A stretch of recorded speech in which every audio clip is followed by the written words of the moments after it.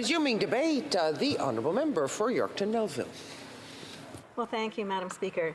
I'm pleased for the opportunity to speak to a bill that Conservatives believe is critical to the safety and security of Canadians. At face value, C-34 amends the Investment Canada Act with the intent to bolster Canada's foreign investment review process and increase penalties for certain instances of malpractice or contravention of the Act. Canadians could consider this bill an attempt by the Liberals to take threats posed by some cases of foreign investment seriously. However, we live in an increasingly volatile world, and as we have seen over these past few months, Canada is not immune to infiltration and manipulation from abroad. In the past, Liberals have failed to thoroughly review transactions involving Chinese state-owned enterprises. This pattern is repeating itself through C-34. Namely, Clause 15 removes the obligation for any foreign investment to be subject to a mandatory consultation with Cabinet. On this side of the floor, we believe that Canada's economic and security interests are paramount, and that this bill doesn't go far enough to protect them.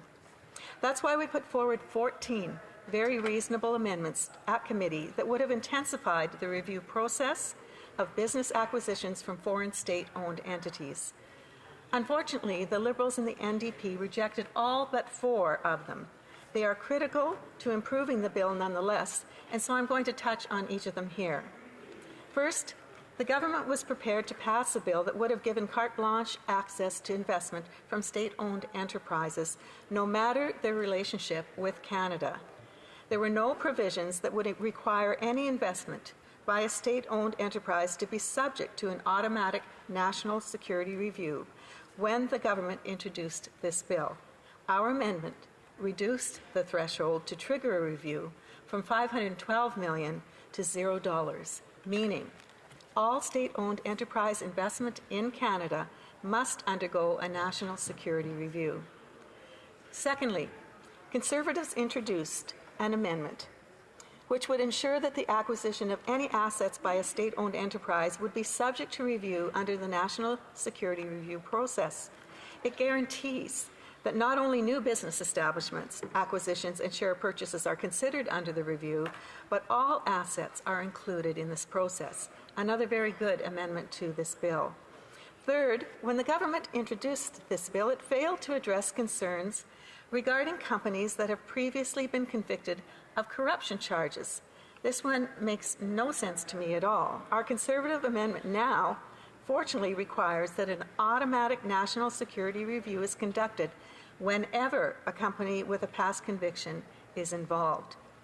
And finally, the government would have been happy to pass a bill that gives more authority and discretion to their minister, despite multiple blunders over the past 8 years, to take seriously the real threats posed by some foreign investments. The original bill would have left it to the minister to decide whether to trigger a national security review when the threshold was met. Our amendment addresses this oversight and makes a review mandatory rather than optional when the $1.9 billion threshold is met. Madam Speaker, I don't understand why the government would not automatically have included this in the bill. It concerns me that so many pieces of legislation coming through this government are giving more and more authority to individual ministers and not to those beyond them, to make sure that within Cabinet and certainly with the oversight of this whole House, that those things truly are transparent and sober thought has been applied. These amendments are crucial elements, the 4 that I've mentioned, to strengthening this bill. But the Liberal NDP government also denied Canadians further protections by rejecting some other key improvements that we really do feel should have been there. Witnesses at the committee stressed that many Chinese enterprises operating internationally are indentured to requests from the CCP, even if they're privately owned. That almost seems like an oxymoron, doesn't it? Instead of taking sensitive transactions seriously, the Liberals and the NDP rejected our amendment to modify the definition of a state-owned enterprise to include companies headquartered in an authoritarian state such as China. In addition, the Coalition chose not to provide exemptions to Five Eye Intelligence state-owned enterprises. Conservatives proposed an exemption to prevent an overly broad review process, which they rejected. Rather than focusing on real and serious threats to safety, the government would rather utilize its time and resources on scrutinizing our most trusted security partners. This makes no sense, Madam Speaker. Clearly, this government has struggled to get things done in a timely manner, and this would have been an opportunity for them to be far more efficient and also show an improving relationship with our Five Eye partners and allies. Lastly, rather than supporting our amendment to create a list of sectors considered strategic to national security, the Liberal and the NDP chose to leave the process up to regulation and put it at risk of becoming a political exercise, which Canadians are very concerned about when it comes to this government, where stakeholders may invoke national security concerns to protect their own economic interests. Clearly, this government has failed over and over again to show that it is truly operating in the best interests of Canadians. I'm glad to say that our amendments that we were able to pass turned a minor process bill into a major shift in our nation's approach to foreign takeovers of Canadian companies, but there's still more that could be done to improve it. As it's currently written, the bill gives the Ministry of Industry and Public Safety near sole authority to bypass Cabinet and approve projects coming into Canada. Given past precedent, Conservatives have been sounding the alarm for years on why this will be a critical mistake. I'm reminded of when the minister neglected to conduct a full national security review of part China-owned Hytera Communications purchase of BC Norstat International in 2017. 21 counts of espionage later, the United States Federal Communications Commission blacklisted Hytera in 2021 due to, I quote, an unacceptable risk to the national security of the United States. But it wasn't until 2022 that the minister was left scrambling when the RCMP suspended its contract with Norstat for radio frequency equipment. Shockingly, Public Service and Procurement Canada confirmed that security concerns were not taken into consideration during the bidding process for the equipment. This, of course, raises alarms. The Liberals also failed to consult Canada's own communications security establishment on the contract.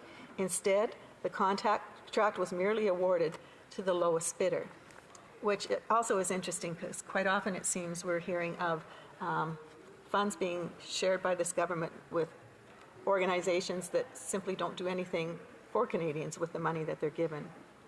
Why was this allowed to happen? Why was a piece of technology that was meant to ensure secure communication within Canada's National Police Force contracted out to a company accused of compromising national security around the world, as well as serving as a major supplier to China's public security ministry? Let's go back to 2020 when the government was prepared to award Nuktek with a $6.8 million deal to provide Canada's embassies and consulates with X-ray equipment. Now, Nuktek is again Chinese-based and founded by the son of a former Secretary General of the CCP. Deloitte Canada reviewed the offer and made a staggering recommendation to the government that it should only install security equipment in Canadian embassies if it originates from companies with national security clearance. Deloitte found that their hardware and software had advanced beyond the government's existing security requirements to the point that their X-ray machines are actually capable of gathering information and accessing information networks. Again, huge alarm bells. Global Affairs Canada did not review Nuktek for risks to national security during its procurement process, nor was the Canadian Centre for Cybersecurity asked to conduct its own review. You know, this government often says we will do better, we can do better. But these things are happening over and over and over again. All this might have been too little too late, however, as the government has awarded 4 additional CBSA contracts to Nuktek since 2017. This government's laissez-faire attitude to national security is simply beyond comprehension, Speaker. But it doesn't end there. This government also can't be trusted to safeguard the security of Canadians because they cannot even follow their own rules. In March of 2021, the minister updated guidelines for national security reviews for transactions involving state-owned enterprises and Canada's critical minerals. Less than a year later, the same minister violated his own rules by expediting the takeover of the Canadian Neolithium Corporation by Chinese state-owned Xinjiang Mining. Once again, this was done without a national security review. And to make matters worse, the minister defended his decision by refusing to order them to divest from neolithium while ordering 3 other Chinese companies to divest their ownership of 3 other critical mineral firms. It's just confusing to me, Madam Speaker, that they would be so inconsistent, I guess is the word I would use. Speaker, the hypocrisy is astounding. The government is once again picking winners and losers, and it's disconcerting who they are choosing to be winners. But this time, national security, too, is on the table. This cannot be allowed to continue. We have seen a pattern of missteps by this government on how programs and projects are approved. Over the last 8 years, there's been an unacceptable shift towards putting more power within the hands of ministers and outside advisory councils, with little or no accountability to this place. We certainly see that, and Canadians see it too. There is less and less of a sense of responsibility in this place to Canadians. It's as though the government can simply go ahead and provide its ministers with legislation that gives them carte blanche ability to do things, along with organizations and advisory councils that are outside of this place and do not have the proper oversight that this place, this House of Commons that reflects Canadians, certainly should have. Often, we find that appointed advisory councils are established at the minister's discretion, prior to a bill even being signed into law. That just shows the incredible lack of respect of this government to due process in this place. Other times, we see that the Liberals just can't seem to pick a lane. With C-27, for instance, the Privacy Commissioner's new powers to investigate contraventions of the Consumer Privacy Protection Act were diminished by a Personal Information and Data Tribunal. In this tribunal, only 3 of its 6 members were required to have experience in information and privacy law. May I, yes, I have to interrupt the honourable member for a point of order, and I believe it's about the noise in the lobby. Yes, can I ask? Okay, the Sergeant of Arms has been out to address the issue. Thank you. The honourable member for Yorkton Millville. Thank you, Madam Speaker, and thank you to my colleague for making note of that. I appreciate it from you both. In effect, the tribunal was equipped with power equivalent to a superior court of record, which could overrule any opinion of the Privacy Commissioner. With today's bill, we see the government choosing the path of consolidated power in the hands of 2 ministers. We will continue to push for the deletion of Clause 15 to ensure that cabinet decisions making is central to the investment review process and not a ministerial power grab. Perhaps we are looking for assistance from the Senate on that. Cabinet decision making is at the heart of executive power of our system of government. We want to ensure that no single minister can make the same mistakes that we have seen repeated here time and time again. Canadians are depending on us to push for these things to take place. They are sensing less and less of an influence and a control as the democratic individuals in this country who vote for the people who sit in this place, including ministers. And so it's really important that we can continue to push this government to include the whole process, especially including as well that cabinet intervention. The Liberals missed their chance to broaden the scope of C-34 so that it would be applicable to changing geopolitical realities. It was a chance to ensure that Canadians and Canadian interests have a dominant say in what gets built in our country, gets purchased in our country, and how our resources are managed. And above all, to ensure that they are protected from complex and risky foreign interests. I know even in my own province of Saskatchewan, there's a great deal of concern about the movement into our country, even in regard to purchasing of our land. If there's one thing that Canadians are very concerned about, well, they're concerned about all of it, but that our land belongs to Canadians and that it isn't taken over, our agricultural industry and others, by foreign entities. As I asked of this government earlier in the debate on this bill, why should Canadians allow this minister to strip away any sense of accountability to Cabinet or this House and empower himself in such a way?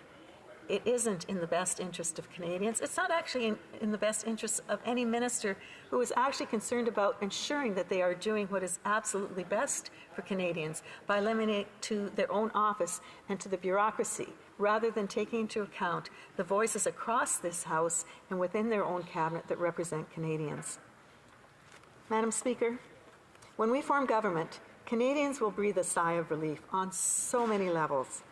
And they can rest assured that we will always take a thorough look at the long-term implications of foreign investment, about how they will affect our constituents, our economy in the long term, and our reputation as a safe and reliable destination for international investment and for the investment of Canadians. I do want to thank the Speaker and this House for the opportunity to share the speech today. As I have a couple of minutes left, serving on the Standing Committee for Veterans Affairs, I just want to take advantage of this opportunity to speak on behalf of my communities and my constituents, and indeed as a member of that Standing Committee, all Canadians, opportunity to say thank you to our veterans and to our serving members, as well as our reservists who are potentially facing deployment in the near future. Everyone who serves this country and goes and is deployed or working within the system of national defense deserve our greatest respect, our greatest support, and please, I encourage everyone to make sure you go out to that Remembrance Day service. I know many have taken place this week. Unfortunately, being here, I've not been able to participate at home, but we need to make sure that in the large numbers that should be there, we come out and support our veterans. Thank you so much.